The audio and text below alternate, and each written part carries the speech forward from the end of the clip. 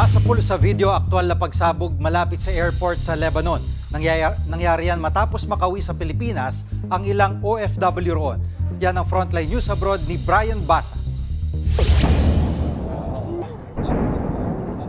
Sunod-sunod na pagsabog ang bumulabog sa mga gusali sa paligid ng Beirut International Airport sa Lebanon. Mula pa rin yan sa airstrike ng Israel na layong pulbusin ang militanteng grupong Hezbollah. Sa kabila ng mga pagsabog, nagawa pang lumapag ng eroplanong ito mula Dubai. Ayon sa Israeli Defense Forces, bobombahin nila ang mga financial institution na hawak ng Hezbollah. Kaya bago ang airstrike, lumikas ang mga sibilyan. Inaalam pa kung ilan ang nasawi sa huling pag-atake ng Israel.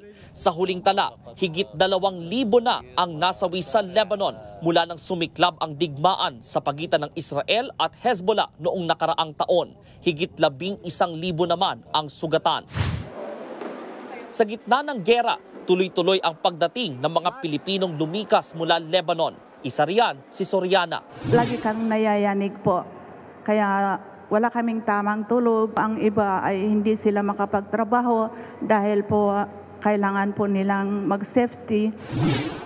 Hindi na rin napigilang maluha ng OFW si Evelyn habang sinasariwa ang mga huling sandali sa Beirut. Kahit sa airport na po kami, ay tuloy-tuloy pa rin po yung pagsabog doon. Hindi po namin masasabi kung hanggang kailan po kami magiging safe doon.